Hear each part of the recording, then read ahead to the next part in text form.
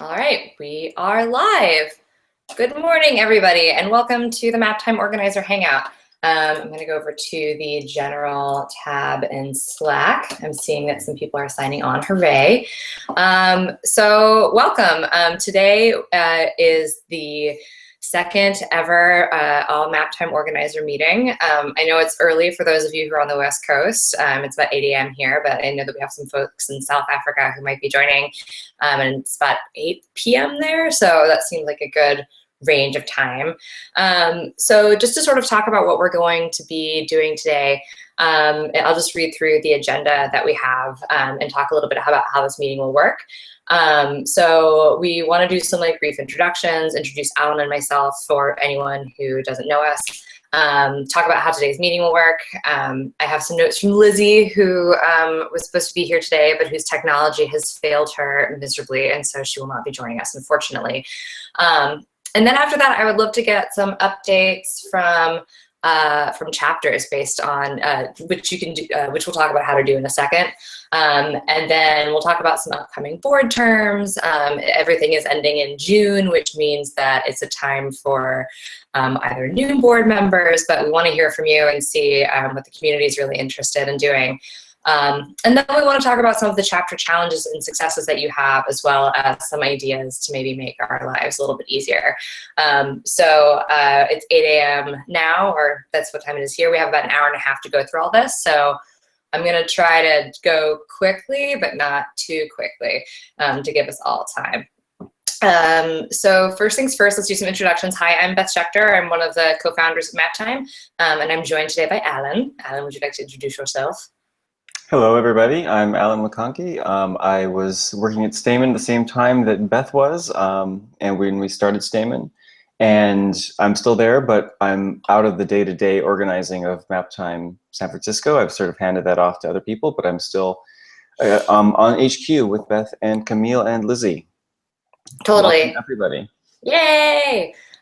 Yes, and I've moved on from Stamen. I now work for a company called Skill Crush. I spend my days writing curriculum for basically how to make websites and that kind of thing. It's really, really fun. Which is awesome. Yeah, thanks. It's an all-female, well, not all-female, but it's a mostly female operation, and our goal is to get more women in technology. So that's been taking up a lot of my time, but I have to say, I really miss the mapping community. You guys are the best. So that's been a little bit interesting. I've also handed off a lot of my day-to-day Maptime organizing kind of stuff, but for 2016, I want to make sure that at least at the board level, we're moving forward with some key things. I moved to Portland at the end of last year, which kind of disrupted everything on my end. So yeah, cool. Great. All right, so how today's meeting will work. So I sent out a meeting, or I sent out a little message on Eventbrite, but it's worth recapping here. So because there's so many of you and Google Hangouts has some limits, what we've done is we have the sort of Google Hangout on Air where Alan and I can talk. And then we have, I keep on looking over to my right-hand side, because people are just chatting in Slack. So that's where we'll be interacting with you and asking questions and getting feedback. So be sure to have Slack open if you don't have it already. And I'll also just go ahead and open my email. So if anyone, if you are having trouble getting on, can people chat here too? I don't know, can they?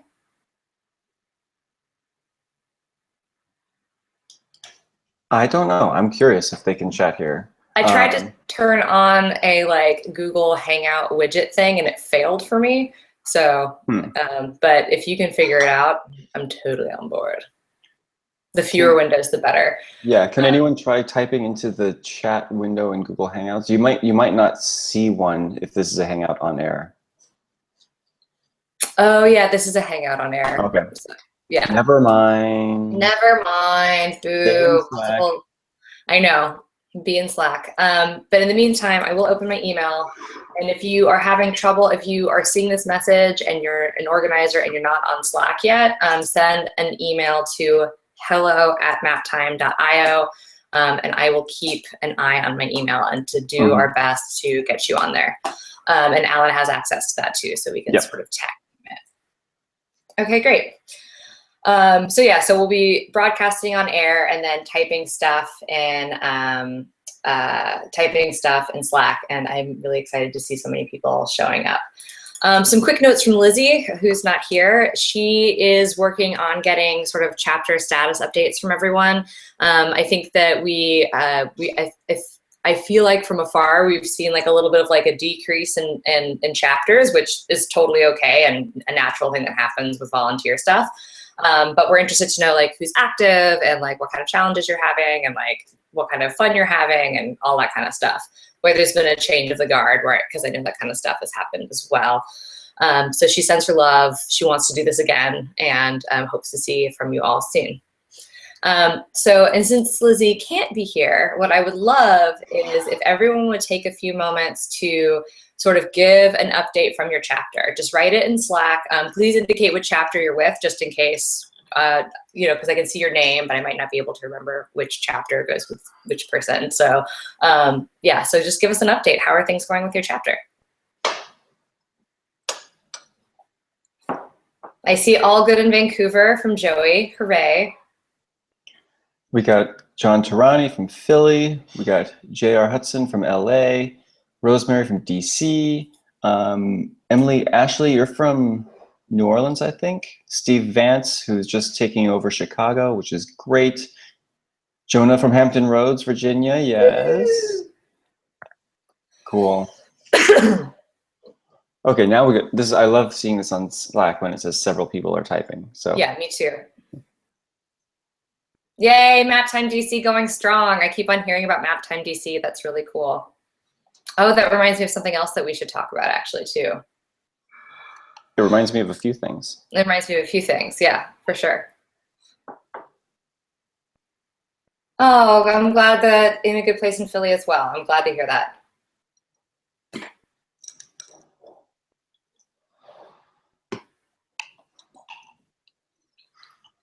Matt from PDX. Yay! I got to go to Maptime PDX a few weeks ago, and it was awesome. It was my first Maptime in like 6 months, and it was great. There were so many people in the room. Oh, Joey and Sarah! Yay! No, so cute. Oh my gosh! Is there a way to share this on my screen? How do I do that? Can I share my screen? I can. Yeah, you can. Actually, that would be kind of cool, so that everyone else is. Oh yeah, I'm gonna do that because it's like way boring to just watch us watch Slack. I mean, I guess that could be fun. All right.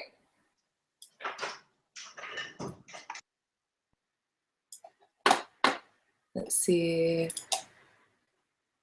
Oh, whoa. It's doing the weird loop thing. Okay, I have to stop doing that. I forgot how sometimes screen sharing in Google Hangouts causes the weird vortex thing, but there's some really cute stuff happening on Slack. Oh, and there's Lizzie. Maptime Tahoe. I think the vortex thing you got is when you share your screen, but then you have to switch off to your other screen as soon as possible. Like, oh, I thought I did that. Anyway. All right, cool. So I'm seeing, Maptime Chicago was dormant since June because the leader moved out of state, but we just started back up again. That's great. Yeah, people moving and like, that's actually a pretty big deal. It's pretty hard to start back up sometimes when leadership sort of goes away and then somebody else has to pick it back up. Well, and I think that's something we're going to be dealing with more and more is we need to get into good habits of how do you put your map time into hibernation when you move? Because the more we go into the future, the more like people will want to start a map time in a city and they'll discover, hey, someone already had one. Like, how do I get that mailing list of people? How do I get a handle that Twitter handle? So the more, if any experience you guys have that works for handing off a chapter, let us know at HQ and we can start formalizing those into better guidelines for people how to do it. Yes, I have guidelines drafted, but I'd love to hear from everybody. Bad hair days in Vancouver, no way. Eric is going to be launching Maptime Paris sometimes the next few months, which is really exciting. Maptime listing is going, but it's very small, trying to get more people. Okay.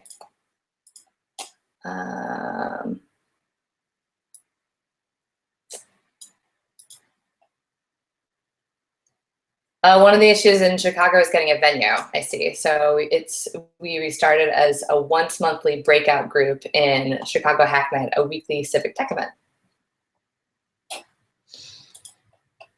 In DC, okay, so this is cool, some successes, has had an influx of new leaders and helpers, which is great. The hardest thing we struggle with each month is that it can be a whole new group of attendees, and sometimes they're almost too big to get a real rapport between attendees. So that's great that you've had, though, like new leaders come in and like new helpers come in and help you out. That's like really, really key.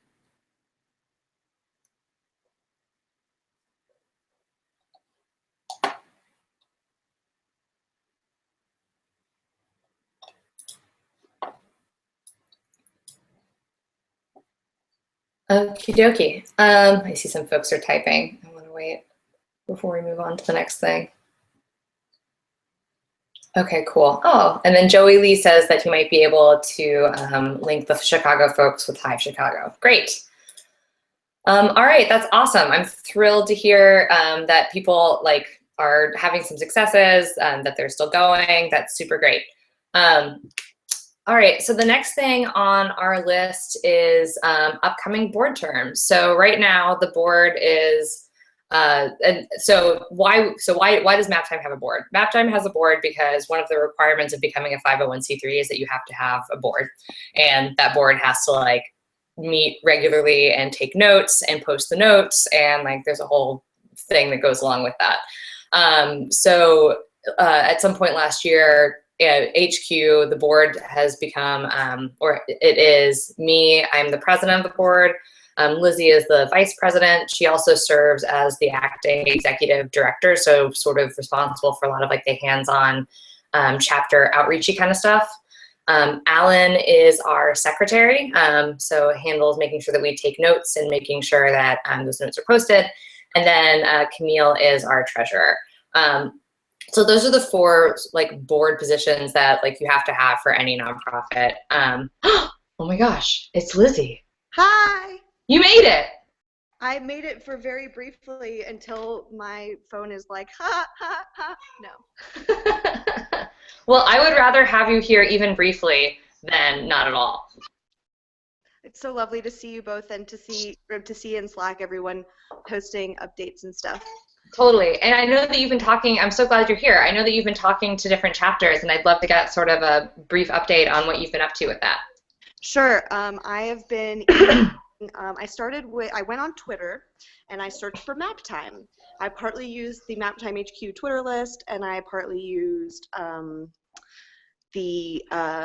the spreadsheet, and I started with the chat emailing / Twitter DMing the chapters that I know have not been super active, and I think I've messaged 15 and I've heard back from 0 of them. So that gives us some good information. Yes. I decided not to start with the well-known chapters because I know that y'all are active and I figured you would be here. So it's cool to see who is going to be here because that'll help me for the next week or two figure out like who to contact next. But the idea is just sort of a couple basic questions like what are you up to and do you need help and that kind of thing. So I would love to hear from folks, you know, what kind of help they need and that sort of thing. But yeah, that's the basic idea. We are trying to make sure that we allocate resources in a good way, like time, mostly, not money resources, we don't really have those, but time resources, so that folks can get the kinds of support that they need. Great. Cool. Yay. Thanks, Lizzie. Sure. Excuse me, I don't know why I'm coughing so much this morning. It's wonderful, wonderful. Okay, so, say what? Oh. Nothing. Okay, cool. So per our bylaws, which is another fun thing that you have to have for a 501c3 or to become a 501c3 is that we have the board terms last for about a year. We started the first official term last June, which means that in June 1st of this year, all of our positions are basically like up for vote. Lizzie and Alan and Camille and I are all happy to continue as the board, but we also want to open up the opportunity to any organizers who might be interested in joining and sort of thinking about leading Maptime at the board level. So if you have any thoughts about that, or if you want to nominate somebody, send us an email at hello@maptime.io, or just bug us on Slack, because we're definitely interested in hearing from you. Yeah, I'm not seeing very many people typing, so yes. Woohoo, board stuff. Yeah, and I mean, and you don't have to be on the board to help out with HQ if you don't want to. Like we have a semi-formal list of collaborators who do amazing things to keep HQ running. Like Brandon Knight is the top of the list I can think of right now, who's been like handling so much of the GitHub, getting new chapters running, things like that. So if you feel like you don't necessarily want to be a official member of the board, we would still love your help getting HQ running, and maybe that's a way you could get familiar with the kind of things that are happening at the HQ level, and we can get you on the board next time around. Totally, and I also want to give a shout out to Rafa, who has been sort of like a workhorse of the website and the website of things since day one. And I definitely consider him part of HQ, even if he's not on the board. And I think it's partly because he's like, nah, I don't really want to be on the board. And I don't blame you. Being on the board is kind of dorky and like administrative. So, hey. All right. Any more things about board stuff that we should share? No? Okay. Yeah, I mean, I posted the minutes from our first board meeting last year, so we'll be posting those on the GitHub wiki, just so you can always see what we're doing. And feel free to comment on what's going on our boards and give us topics to talk about. That's totally fine too. We meet more often than annually, just like informally, but yeah. It looks like I can take minutes from any other meeting. I'm gonna hop off now. I just wanted to come in and say hi, and you're all wonderful. And I'm sorry that this worked out this way today, but you're all great. And I can't wait to see the recording of this. And I will talk to you so soon. And you're all wonderful. And email me if you need anything all the time, or Slack, or all the things. Yay! Thanks, Lizzie. Bye. Bye. And thank you, Steve, for saying that being on boards isn't dorky. I appreciate that. Okay, so I want to talk a little bit and probably use the rest of the time, or as much time as we want to take for like the next hour or so, to talk about some whatever challenges that chapters might be having, and then also to talk about some ideas that we have to maybe make your lives a little bit, or that I have some ideas about how to make our lives easier, and I'd love to hear your ideas about how to make our lives easier. So let's talk about those two things, sort of starting with your challenges and successes. What's been going? Well, let's just start with some successes. What are things that have gone really well for you at your chapter? And I want to hear, I want to see you type in Slack. And while you do, I'm going to try to get Slack on my screen.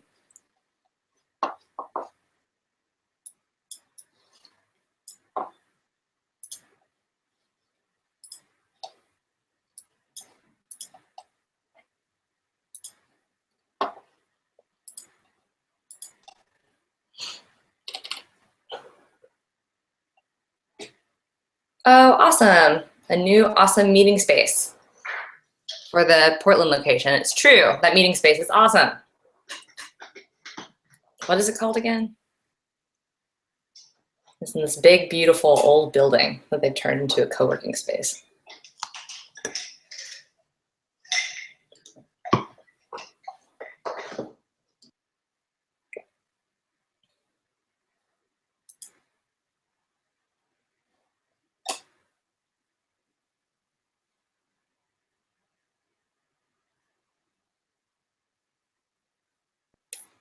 Oh yeah, WeWork. Awesome.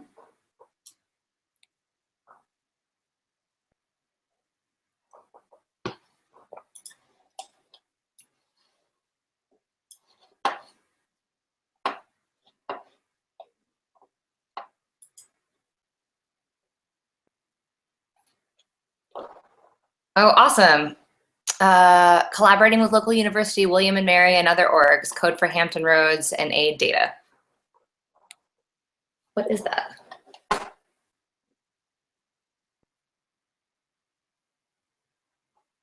Nice, Rosemary. We've been meeting successfully for 1.5 years and only missed 1 month. How about 20 to 30 folks usually each month with probably 30% consistent crew each month? And Joey, it sounds like you have an enthusiastic crew. More tutorials contributed. Woohoo! Awesome. I want to know what tutorials those are. And 3 new organizers, Sarah, Dimitri, and Joey. Great.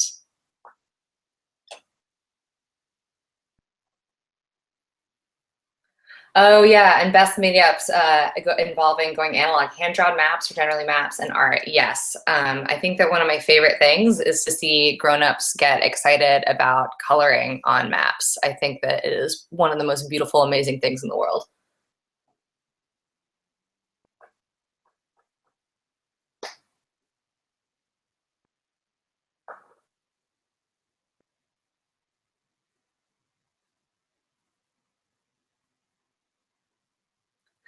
Oh, Steve, I love this. One of the Chicago members uses a wheelchair and wants to map accessible buildings in downtown Chicago, so we're considering doing a field trip with paper. These locations would be mapped in OpenStreetMap. That's so great. Do you know about field papers? Field papers might be a good thing to use for that. Alan, do you want to talk about that? I see that you have a mouthful of toast. Yeah, field papers is something that is a really handy way to do paper-based mapping of OpenStreetMap, where you like print out, you go to the field papers website and you print out an area of interest where you're going to be going out and mapping, and it prints it out on a piece of paper. You can either use a satellite image in the background, or you can use the current state of OSM, and then you go out and you annotate this piece of paper, and the paper's got little QR codes around the edges, so you can take a picture of it with your phone or scan it in, and then it becomes lined up as a background for you to trace in OpenStreetMap. So it's a great little exercise to do. It's a fun way to get you outside, and then really easy to get stuff back into OSM. I remember at some of the map times, or actually maybe it was just some of the OpenStreetMap mapathons that we had in San Francisco, where you would have like, someone would bring along their 6-year-old kid, and they would go out with field papers and go around and map fire hydrants or something like that, something fun or boring, whatever, something that the kid wants to do. Mm-hmm. And then yeah, we did some of that in, oh, go ahead. For the wheelchair mapping, like there's a really good project within OSM called Open Wheel Map, or maybe just Wheel Map, that has like tools and tagging suggestions for how to map wheelchair accessible places.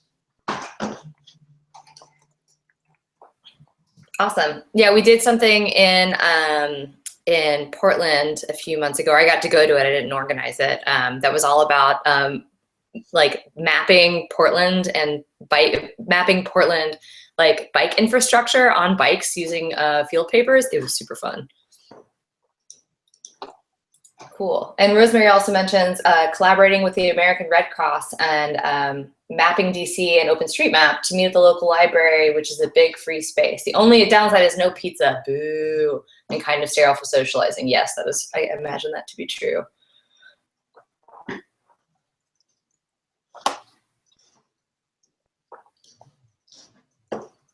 Okay, cool. Thanks for coming by, Steve.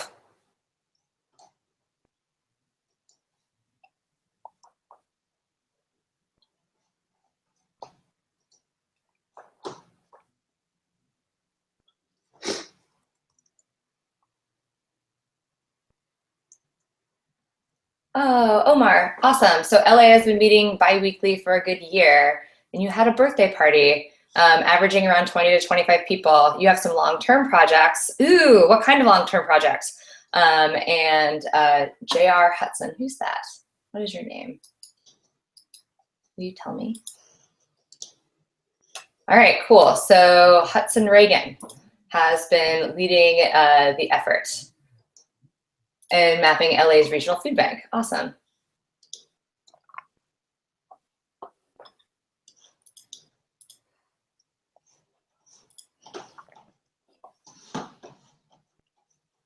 Oh, Regent. Okay, thank you. Great. All right, so now that we've talked about some of the successes, and it sounds like there's a lot, I'd like to hear a little bit about some of the challenges that you might be facing right now, whether it's leadership or space or money or time or any of those things. Or you can also say all of the above. That's also okay.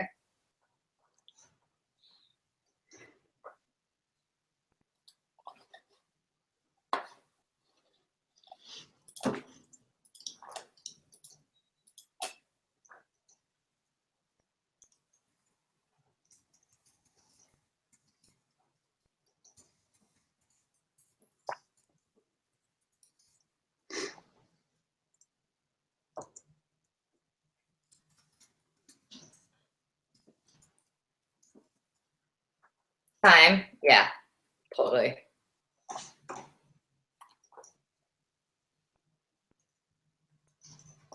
Oh, time and finding outside presenters. Yes, might have an idea for that.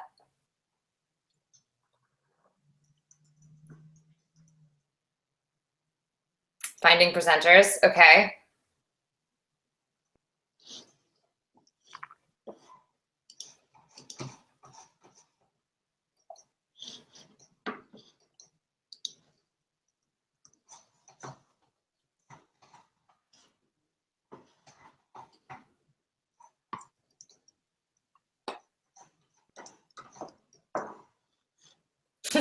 Oh, people to present to.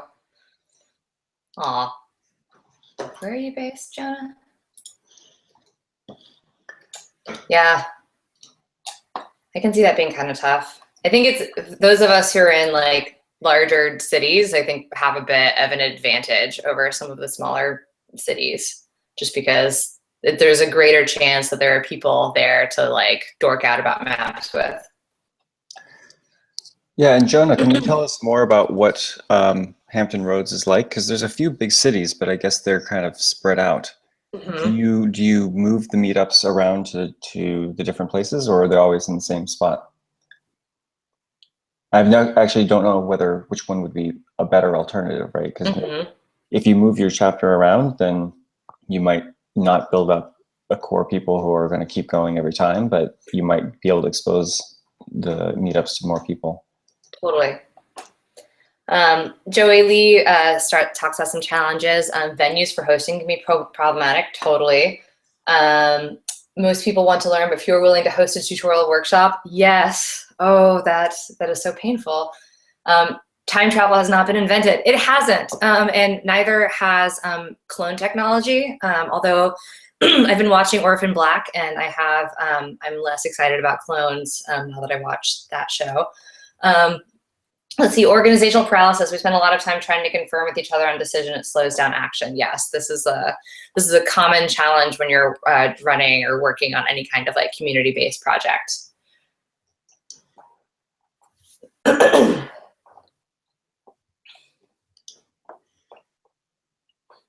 it looks like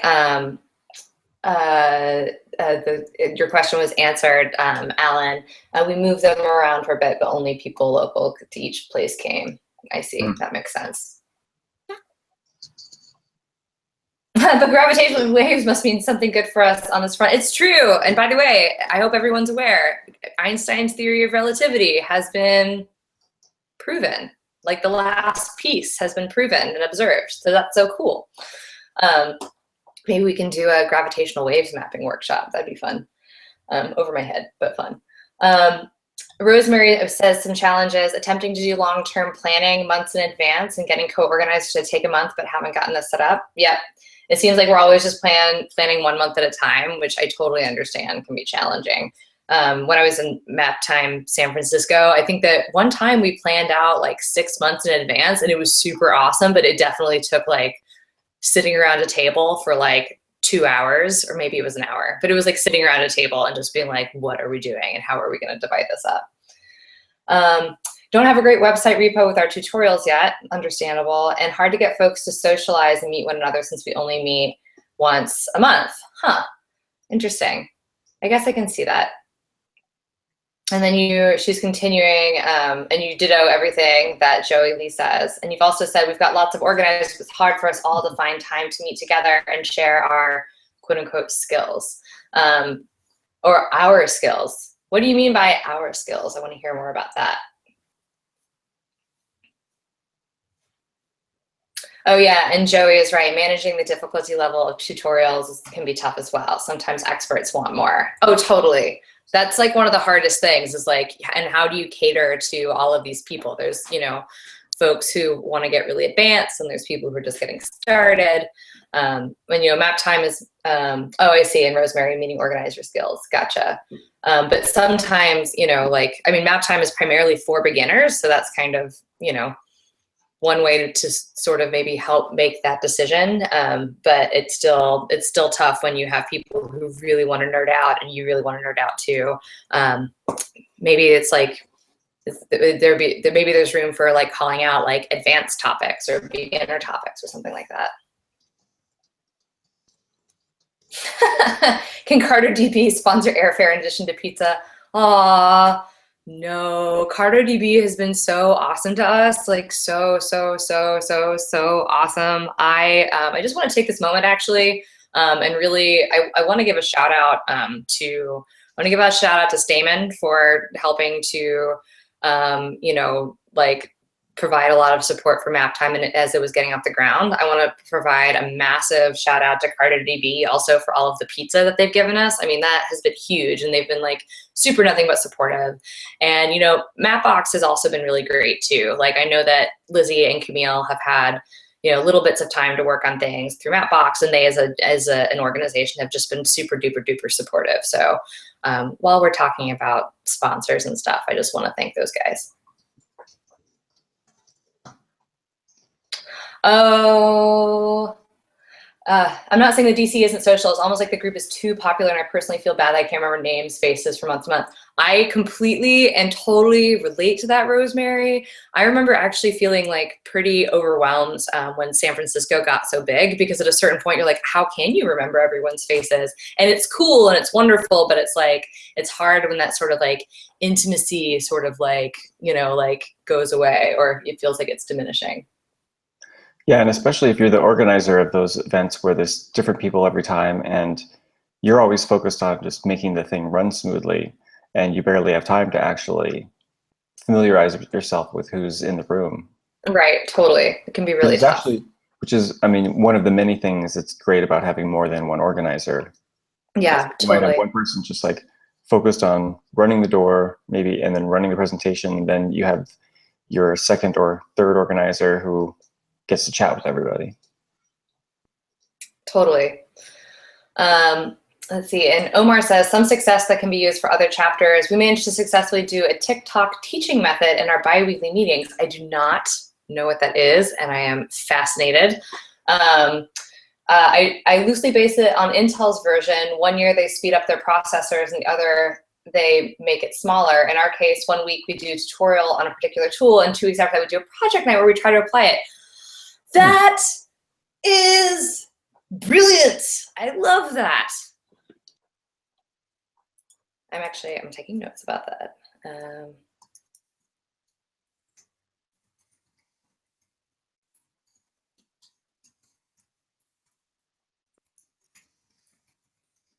I don't know why I've never, that's basically all the tutorials and like exercises we do at Skill Crush kind of follow the same thing, where it's like, okay, now you're going to learn a concept and now you're going to get practice applying it.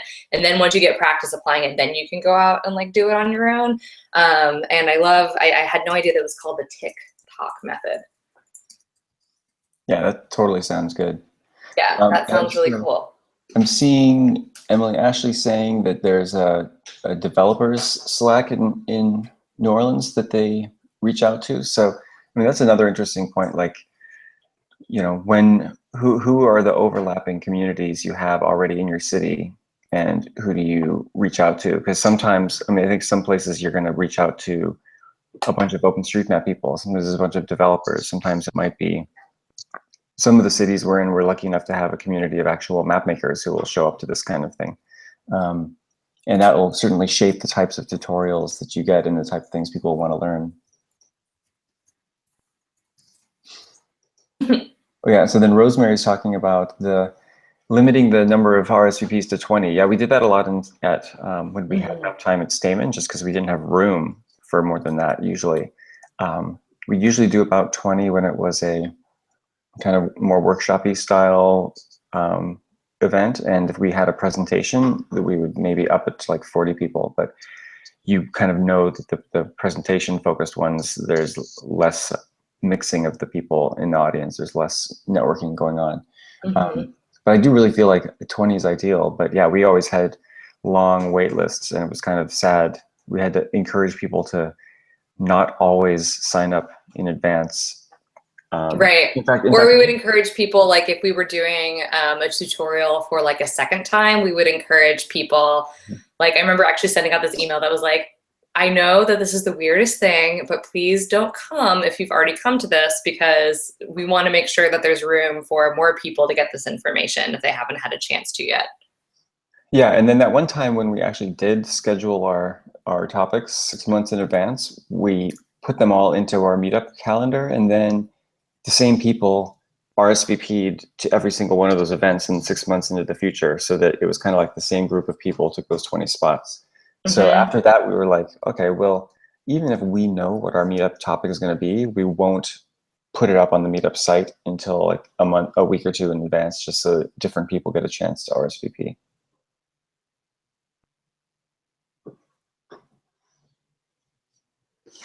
Cool. Awesome. Okay, so I'm hearing, it seems like time, so looking at sort of what we've written about our challenges so far, and I'm seeing, I really love this TikTok method idea, and I support Omar in trademarking it if he wants to. Hey, and Camille's online, awesome. Yay, I'm so glad that you're here, Camille. Awesome, so it sounds like time is an issue, that makes sense, sounds like venues are issues. And those are two, I don't know if I can solve time, because I think that we're all probably pulled in a lot of different directions. And I don't know if I can solve venue, but I think we might have some ideas that might help with the getting people to present stuff. Maybe. It's all for Maptime, just credit Maptime. Okay, thanks, Omar. We will do that. You're awesome. That just warmed my heart. Okay, great. I'm also going to, should I stop screen sharing Slack, or should I keep screen sharing Slack? Alan, what do you think? If you're going to show us something else, then you should show something else. Otherwise, just leave Slack open. All right, I'll leave Slack open. That's fine. You don't need to see my face. Because I think, because this is all going to be recorded, right? So that way, at least people who are watching later can see what we're reading. Exactly. And you know what? I now realize, since we don't have like unlimited storage with Slack, this is actually a nice way to archive this conversation. So, all right, cool, decision made. Okay, great. So let's see, what is Omar Killer? The getting started package would be great to fork this and make local versions and invite Vancouver version or NYC versions, etc. Yeah, I like that idea a lot. So, just great. So I'm getting some, so as we were talking, we're getting some ideas for things that could be sort of like helpful, or ways to sort of like make our lives easier. So one is I'm just writing this stuff down, getting started packages for local chapters. Yep. And then also, I love this TikTok method.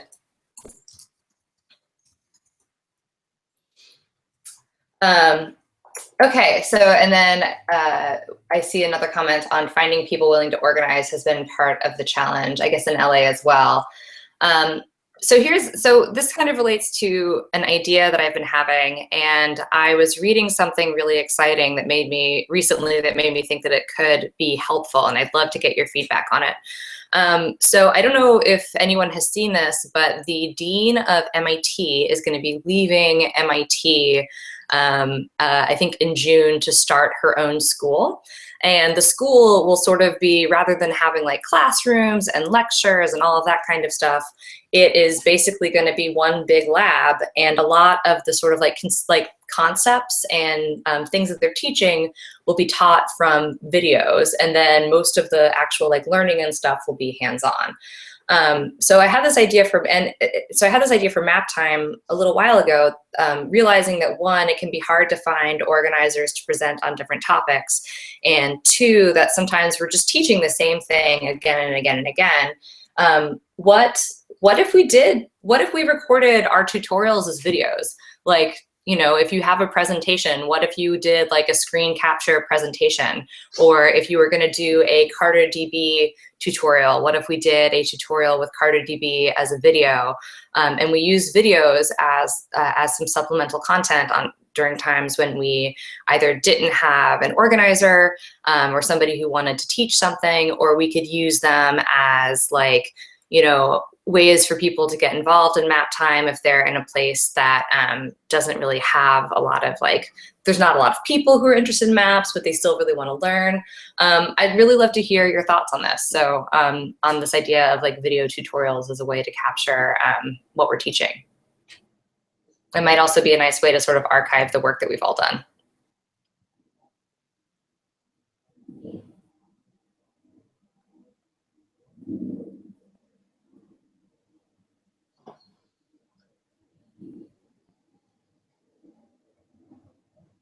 Aw, yay.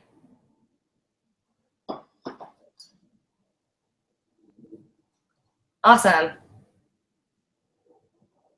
That's true. You know what, Camille, that's a great point. Screencast, you can educate yourself as an organizer on the things you might not be familiar with, and then you can practice it and you can reshoot it until you get it right and you have it in a place where you're excited to share. We've tried doing a Periscope, no dice with the reception. Oh, you mean like when you actually record, like, what is a Periscope? Alan, do you know? It's kind of like a live streaming thing, and it's linked to Twitter. So you kind of, if you get the Periscope app, you'll get a notification that someone you're following on Twitter is live streaming right now. I think we actually did that a little bit at the State of the Map Organizers Summit, and there was like sometimes you can archive a Periscope and sometimes you can't, and I don't know. It was kind of fun, but I don't know if anyone's got a record of it. Yeah, you know, it's interesting. Like one of the things that we learned with Maptime San Francisco was that just recording like the live session, like a live Maptime session, in some ways isn't super awesome, mainly because it's a lot more work to get your audio right and that kind of thing. But two, I mean, and necessarily they're just like these long, awkward moments of like, and now people are working and looking at their screens, which is just like not as helpful. So I think that my thought was mainly just doing screencast tutorials, something that you can do at home, that you can share. We could do something like make a list of everything that we want to teach, and people could take on whatever tutorial that they wanted to actually write. And then we could actually just get a whole bunch of video tutorials up on our learning and resources page that organizers can use. And that might be a helpful reduction of barrier for people who want to start a chapter and are interested in learning, but they don't have a local expert or something like that.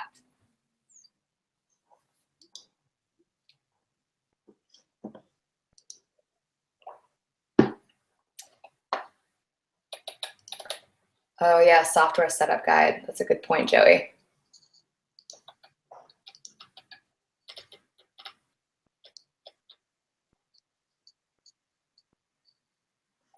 Yeah, and I see what you're saying, Rosemary, and I totally agree.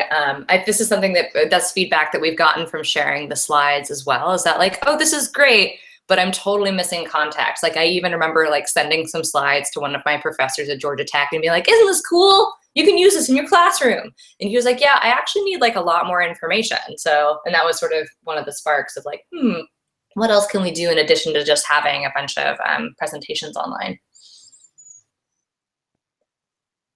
In those videos, we'd all be cultural anthropologists watching how people work.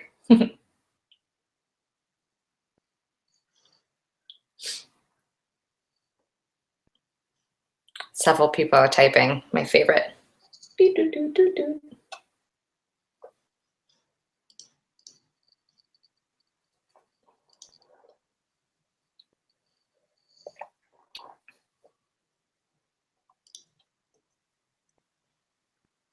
Okay, cool. So it sounds like there's some support for the screencast idea. Maybe a few of us can do like some tests in the coming weeks and months just to sort of see how it works. Like, I would love to do one for anatomy of a web map. Yes. If we could get David Attenborough to narrate the videos, that would be great. I encourage everyone to do your David Attenborough impressions as you are narrating your Maptime videos. But don't do it too well because I don't want to get sued. Yeah. Who's Alan Lomax? Oh, I'm feeling retro. All right, looking that up right now.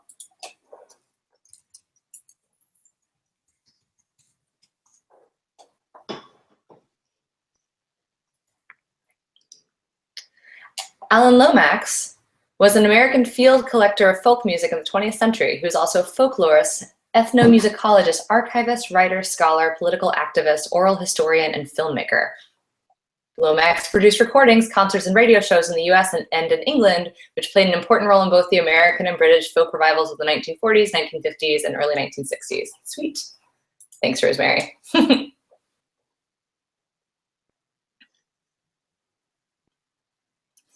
Cool. Awesome. Great. Well, let's do some experimenting with screencasts coming up. So maybe I'll start a screencast channel in Slack and we can sort of like talk about it there. Great. So what are some other things that would be helpful? Like, who has ideas for things that would be like helpful to different chapters in addition to TikTok method, the getting started packages for local chapters, and screencasts tutorials? Oh, a template for the screencasts. That is a great idea. That's a good idea. Are you talking about like templates for like making sure that they're like Maptime branded, or like what kind of templates do you mean? And I'm going to take a note of that as well.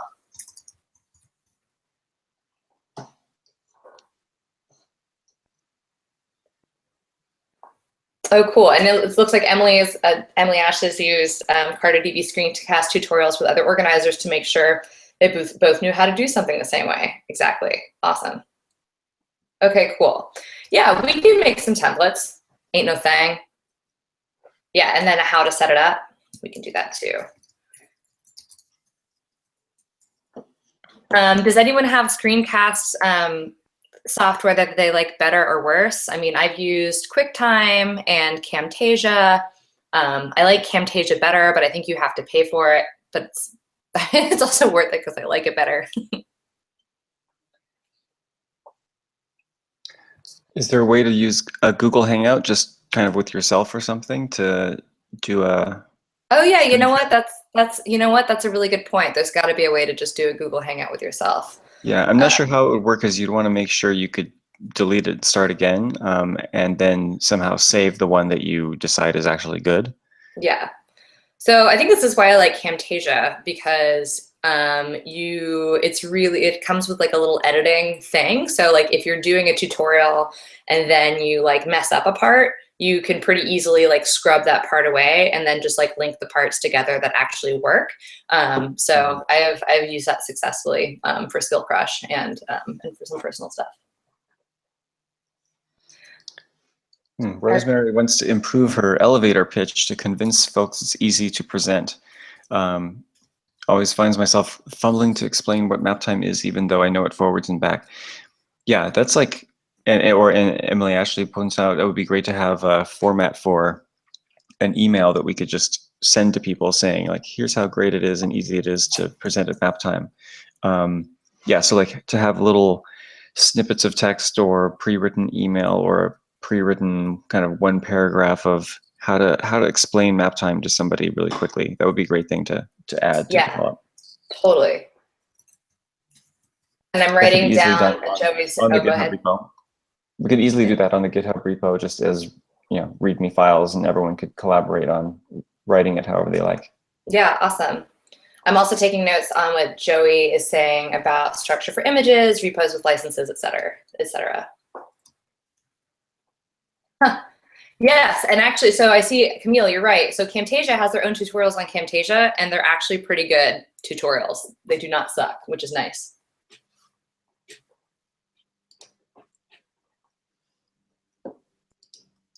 Oh, and Omar, I like this idea. In tutorials, particularly when it's aimed at beginners, we do have extra steps for advanced users, although brief. It introduces some approaches that beginners can get to. Awesome. And you know what else I like about video tutorials? I think so much about so Lizzie has this really great tutorial that's all about how to write a Maptime tutorial. And I feel like if you've seen her give that presentation, it's so awesome. And I know that a lot of us got to see it last time at the Organizer Summit, or at the Organizer Summit in New York. But for anyone who didn't get to see it, it's kind of a bummer, and it's such a useful tutorial. And I would love for that to be able to just spread far and wide. Oh, a boilerplate about Maptime to send to organizations? Yes. All right, so it seems so there's a common theme here. There's basically, it sounds like y'all need some materials for how to talk about Maptime, how to get people involved, and improving the elevator pitch, and I like this idea of a boilerplate about Maptime that you could send to organizations. Cool.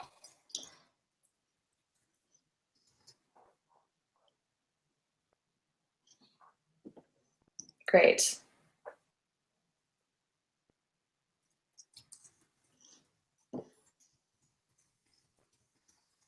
Awesome.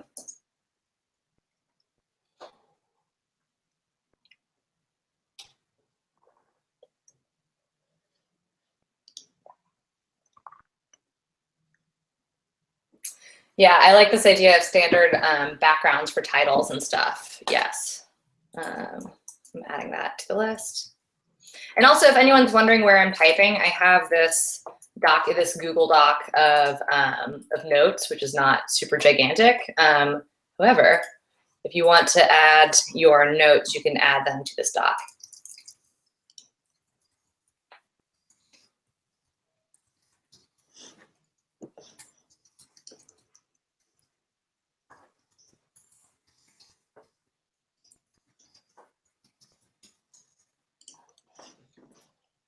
Great. Standard titles. And oh, right, and then I guess just basic branding stuff. The font is Comforta.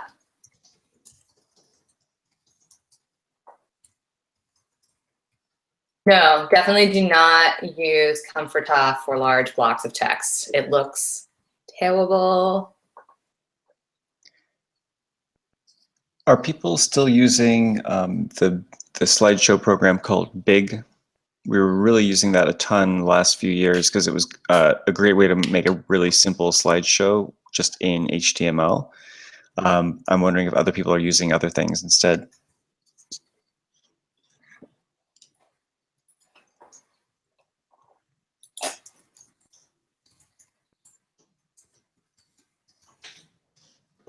I'm writing down that Camtasia is $300, so let's find some more affordable options.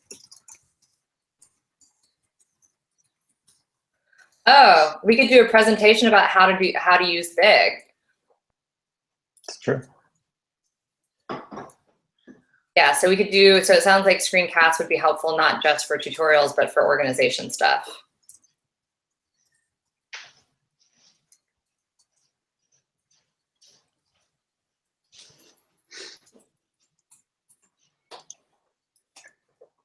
But I know other people have been using a similar kind of web-based slideshow. I know Maptime Boston uses something else that's not Big. Mm-hmm. That would be cool. Maybe Maptime Boston could do a tutorial on how to use whatever it is that they're using. Mm-hmm. And then we can organize all these videos, and then Oh, cool. And Emily Ashley just did a big presentation in Big at her last meetup. That's awesome. I was so super confused by Big when I first started working with it. And writing in GitHub continues to be something that just like kind of makes me want to pull my hair out. However, it's a really powerful, awesome tool, especially if you're collaboratively making a presentation.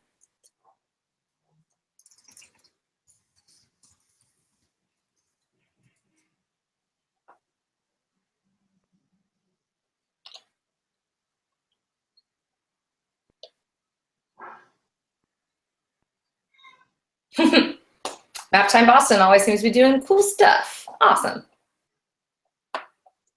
Medium. Like Big, but less so, yes. Oh, I get it. I was like, wait a second, does Medium, the publishing thing online, have its own presentation tools? No. All right, so I'm just gonna copy this.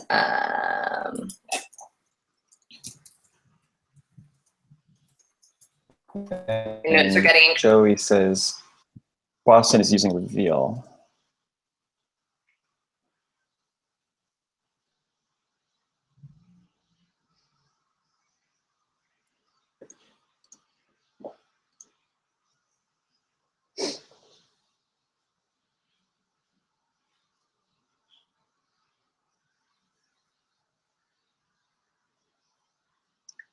SlideWinder. Yeah, so there's just a ton of different slideshow programs. Looks like we might have lost Beth for a little bit. She was saying that her connection drops occasionally, so she will probably bounce back within a few seconds, like she just did. Hey. Hey. Thanks, Google Hangouts. Super sweet.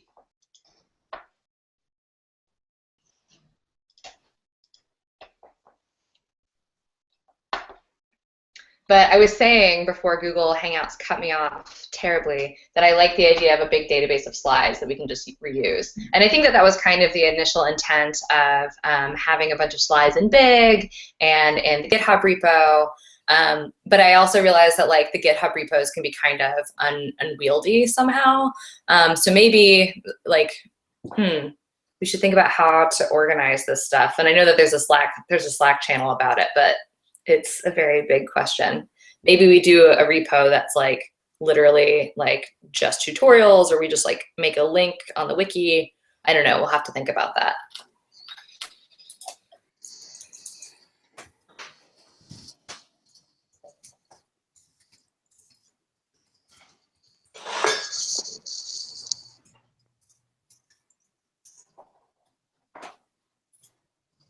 Ooh, Jing. I have never heard of this Jing before. Great.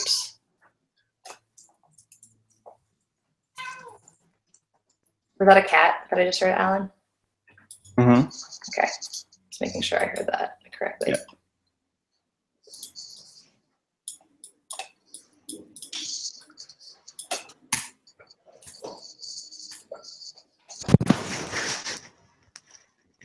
Oh yeah, and then WMM on Windows. Okay, cool.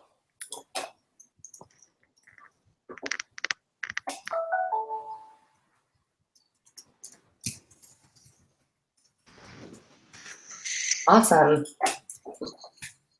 This is really exciting, you guys, I have to say. I think that I was like kind of scared about doing video stuff for a long time because I felt like it might take away from the sort of like hands-on intimate stuff. But I wonder if if we can put less emphasis on having to come up with tutorials and teaching tutorials every time, that we can put more emphasis on doing projects.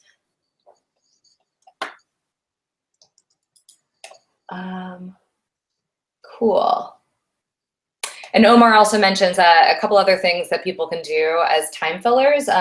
There's lightning presentations, which is a great thing because people love to talk about what they're doing as sort of a show and tell. It kind of falls into, like show and tells kind of fall into this fun category of like things you did that when you were a kid and you're now an adult, and it's still fun when you're an adult. Yeah, so, and you can do it as a very quick sort of like Pecha Kucha kind of thing. Mm-hmm. And that's something that I've always kind of wanted to do, but never really did for Maptime was, especially in the early days, we would just be, people would show up and we'd be having conversations and we'd be like, okay, what's a shapefile? And then we would always have to explain it kind of in the same way. And it was almost a challenge to see how condensed and efficient your explanation of a shapefile could be. And I was always thinking we should just like say, okay, everyone pause. We're just going to like record this for 2 minutes, somebody's definition of a shapefile, and then we could have an archive of all these like 1 minute, 2 minute little sound bites, snippets of explaining fundamental concepts. And so if we did something like Omar's idea of just have little 1 minute lightning presentations, once you start recording those, and there's a few that would be really good, those would be great like raw material to just either have as an archive of like 1 minute presentations, or to like stitch them together into larger pieces. Yeah, and then you could do like, I love that. That's a really good point. Like these tutorials don't have to be like a 20-minute or 30-minute thing. Like, you know, I could imagine a whole bunch of like screencasts that are like, what is a shapefile, you know? And then you can like show this 2-minute video about what a shapefile is in your Maptime room. And then you can actually go into like, okay, and now get out QGIS and we're going to work with the shapefile together. So it's like there's the explanation that you have recorded, and then there's the sort of like hands-on stuff that you do together. I love that. Ooh, hooray. Okay, so great. Well, I would love, I think that videos, based on what has been discussed here, I feel like videos are a place that I want to put some love into in the next month. And since we're all organizers and volunteers and stuff, sort of the way that I've been thinking about, well, I've also been working with Scrum and sprints at Skill Crush, which has been really helpful to get me thinking about like, okay, how can we all are pulled in a million different directions. How can we really organize our time? And so I wonder, and I'm not suggesting that all of Maptime do a sprint, but I do want to kind of focus on one thing at a time. And what we've been doing at the board level is, rather than trying to do everything all at once, it's like, okay, what is your one thing that you're going to do this month? So for me, the one thing I'm going to do this month is I'm going to get some practice making a video tutorial. And I totally encourage anyone else who's interested to do that as well. If you encounter a shapefile, ask for a better format. Snaps to that, yes. Yeah, we could describe a shapefile in 10 seconds using that definition. You put it into the virtual shredder is what you do with it. Yay, thanks, Camille.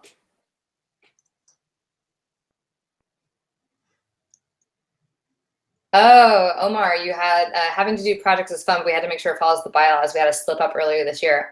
That happened. I think that, so projects are one of those things, like they're really fun and they're a good idea, but it's so, and ultimately it's up to you and your chapter what you want to do. I think that there's a sort of a fine line between like, yay, everyone's doing a fun project together, and oh wait, now we're doing volunteer work for somebody else's thing that they really should be paying people for. And like that second part is more of what I want to keep people away from. But if there's a way to work on projects or like, you know, like small activities together, like, of course, like I love that. That's like the way that you have to learn, right? Like you have to get your hands dirty. It can't just be going to classes. Aw, thanks, Rosemary. Yay, prioritization.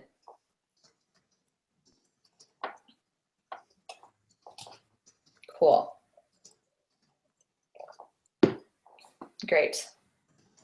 I'm gonna wait to see what Omar has to say.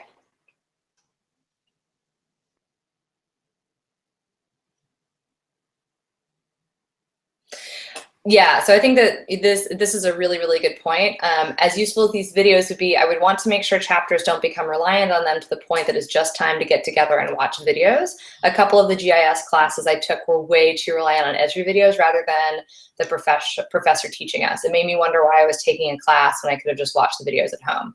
So this is true, and I would say that like a one way to sort of answer that challenge is if you're going to do a video, like an activity has to go with it. Like if you're going to do a video, like, yeah, exactly what Rosemary just said. I like the mix of videos and live stuff, and I like that too. The point of this is not, I mean, because like, to be frank, like, ooh, let's get together and watch tutorial videos isn't super compelling, but the idea of like, okay, we're going to go get together and learn something. We're going to watch something together that's repeatable content that we can also update if we need to, and then we're going to actually like get practice doing things ourselves. I think that that's sort of like the happy medium sweet spot that sort of satisfies the need to do sort of like project-y activities, and then also satisfies, but then is also helpful for organizers who are having trouble finding presenters. Okay, great.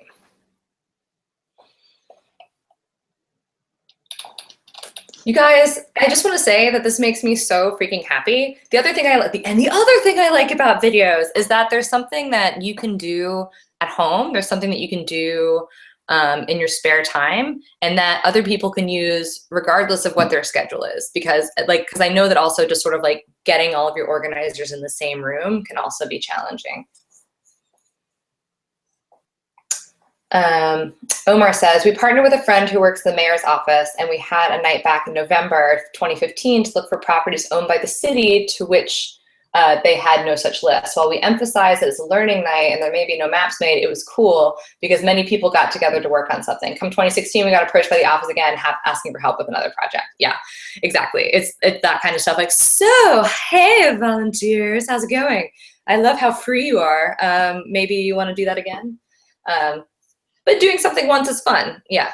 And maybe that's a kind of a nice guideline to think about. Like, sure, we'll do this one thing for you one time, like, but we're not going to become like your volunteer workforce.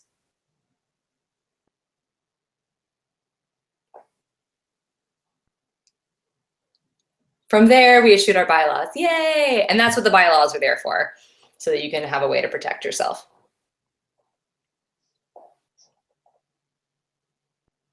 Ooh, one thing we tried last time was having an open Google Hangout for the session and an Etherpad for remote folks to participate. That's a good idea. Well, how did that work? Ooh, and Joey also asked, how do people feel about remote access? This is another great question, and something that came up on Slack a while ago was this idea of like virtual map times. I am super interested to hear what you all have to say about that.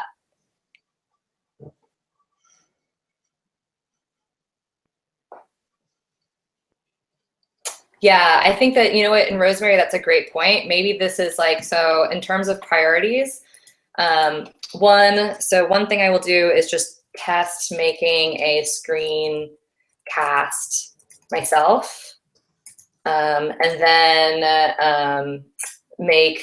once and I would actually, if anyone's interested in helping with this or collaborating, I'm super open, super open. And then we can get practice making screencasts and expand as need be. So then the next step would be to make a screencast that's all about how to do a screencast. So meta.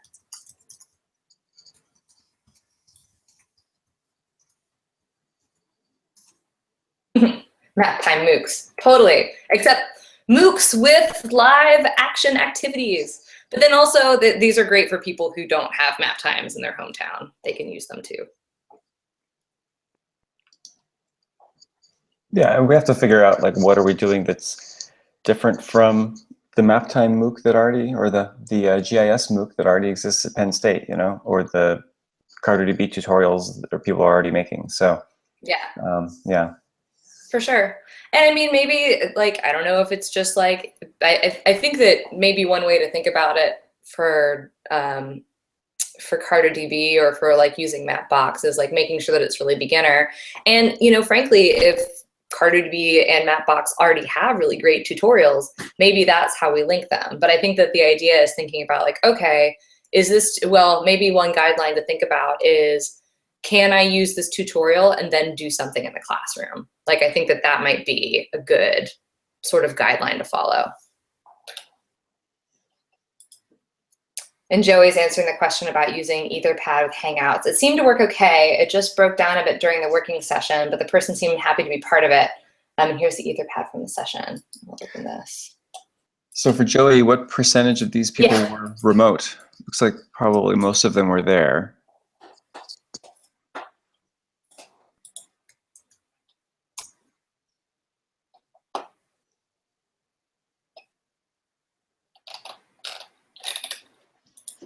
All right, cool.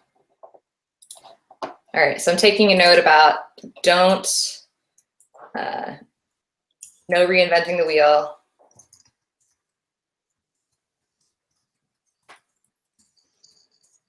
the wheel, and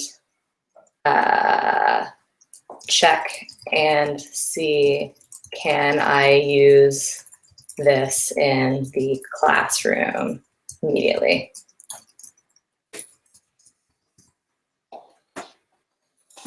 Oh, Omar, that's a great idea. Here, I'm going to put this back up with some ideas. We should have a place for posting mapping competitions for funding. I say this, we did some in one, and it helps our meetups and food costs. It's great.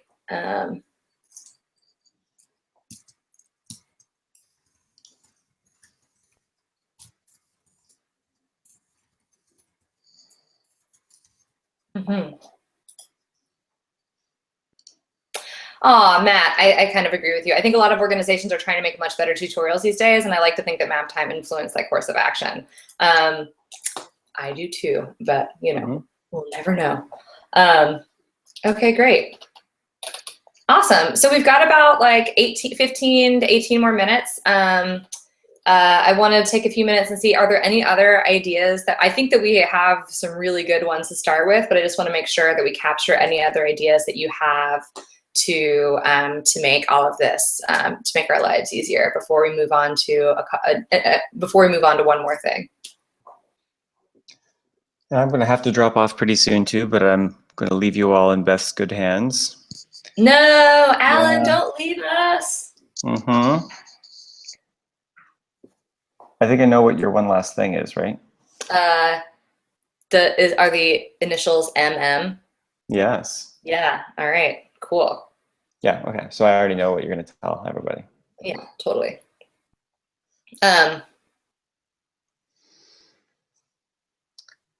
Okay, and with projects, you tried to offer a map in lieu of a space, like say a library. Nice. Oh yeah, like you can actually like barter a map for space. That's totally an interesting idea. Yeah. Maptime LA is coming up with a lot of interesting ideas. Yeah, Maptime LA, like I have to say, I've seen a lot of really cool things come out there. So that was a statewide mapping competition that they won. And they used it to pay for pizza or something, right guys? Before they had CarterDB pizza. Okay, cool. All right, it's looking like people have to run. So I will just get on to the next thing actually while Camille and Alan, or at least Alan is still on the line. So one thing that has, that might be coming down the pipeline, and I especially want to make sure it's cool with everybody, is that, so everyone knows about the organization Missing Maps. Actually, Alan, can you talk about Missing Maps for a second? Yeah, so Missing Maps is it's kind of an extension of the humanitarian OpenStreetMap team project, and the idea is to be more proactive, to like get people to volunteer to map areas mostly in the global south who are at risk of disasters, or where they're just simply the maps are not good, and that they kind of know that they need better maps in OpenStreetMap. So instead of waiting until after an earthquake or after a hurricane, they'll focus on mapping places in advance. And it's supported by the American Red Cross, the British Red Cross, I think Médecins Sans Frontières. I'm not quite sure who's supporting it, but it's like a project alongside of the humanitarian OpenStreetMap team. And they've approached us to see if we want to do, like, to synchronize and have a bunch of map times all work on Missing Maps projects. And it's if you've done any of the humanitarian OpenStreetMap team tasks, like, they are really well organized. They give you some guidelines on, here's the type of buildings and structures we need to map in this village in Africa, and you kind of split up the tasks and all work together to learn about OpenStreetMap and to contribute to the map for places that need it.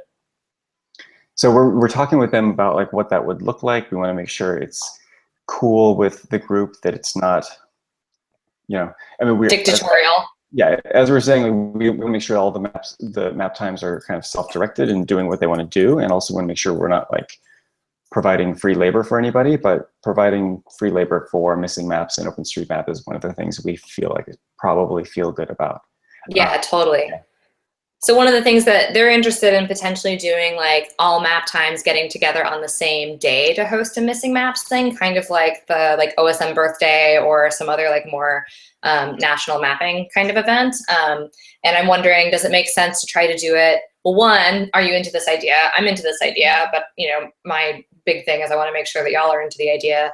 You have to go, Alan? I'm dropping out now, but let the conversation continue, and I'll look at the archives in a sec. All right, awesome. Thanks. Bye. So one, I want to know, is this something that will work for all of you? And then the second thing that I want to know is, are you interested in doing, if so, are you interested in doing it all on the same day or maybe just in the same month? I feel like, you know, having like, for example, like April be like your missing maps month might be a way to do it.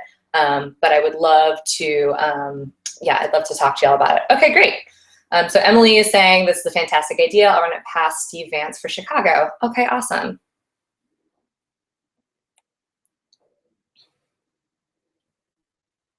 Yay, LA is interested. Awesome. Yay. Okay, cool. Awesome. Yeah, same month or same week. Yeah, I kind of like same month just because I know that some people have like ties to like specific dates, you know, like they have to be the last Thursday of the month or whatever. So yeah. Oh, you can make a map of all the chapters joining in. I love it. Yeah, and you know what? That's a, you know, Matt, that's a really good point about humanitarian open street map team. I think that they're making an effort to become a little bit more beginner friendly, but I think that and I understand this. Like so if when you're responding to a disaster, you're responding in the moment. You want the community to help you out, but if the community is still learning or the people who are editing your maps are still learning, they might make really they might just make beginner mistakes, and then you have to go back and correct it. So in some ways it like necessarily makes sense that that's not as good of a place for beginners, but missing maps, because it's proactive versus reactive, you know, there is time to go and like to check everything before without being necessarily like live on the ground. Oh yeah, and we can hashtag edit so that we can visualize the contributions. Great. Yeah, and Emily, I agree with you. It would probably have the most people participating. Boom. Okay, great. Awesome.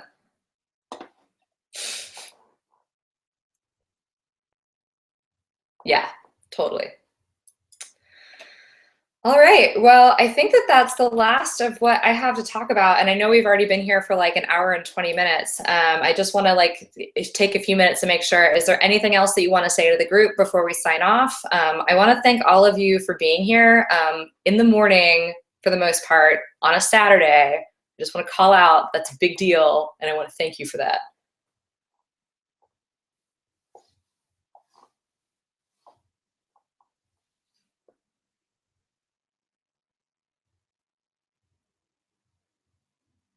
Oh, Rosemary, tie it in with an anniversary of a big hot event, like 1 year from the Nepal earthquake. Okay, great. Oh, this is so wonderful. Okay.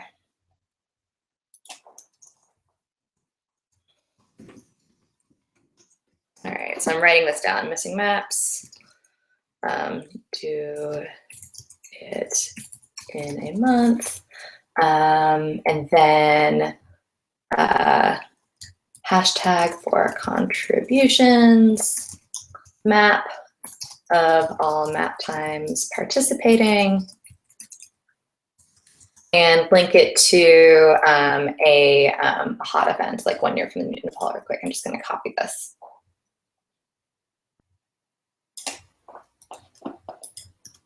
Great. Aw, thanks, Joey. You're awesome, Matt. Great.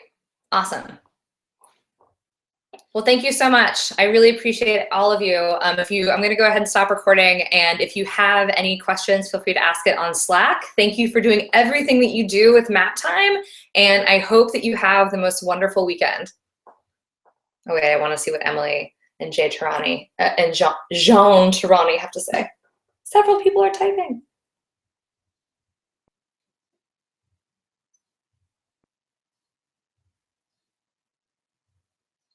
Aw, no, I mean, seriously, I think like you all do like such amazing on the ground work, and I'm humbled every day by everything that you do.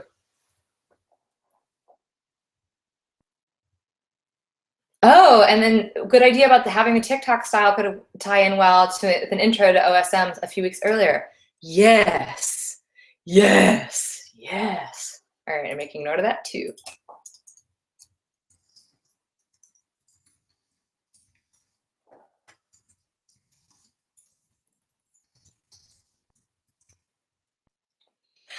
Emily, I think that the year of pizza has come to an end. CarterDB, I think it was just for 2015. I thought that they were going to extend it to 2016, but I think that it was just for 2015. But I'm really grateful for whatever we had.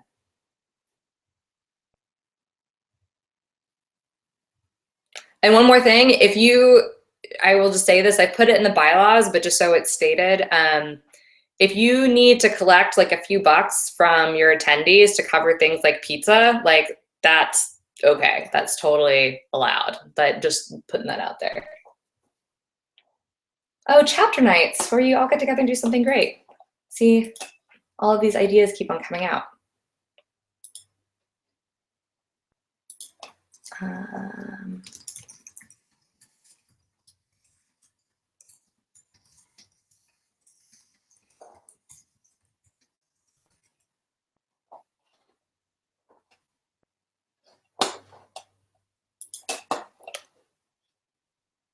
Okay, all right, I'm officially signing off. Thanks, everybody. I will continue to chat on Slack. Thank you so much, and I'll see you later.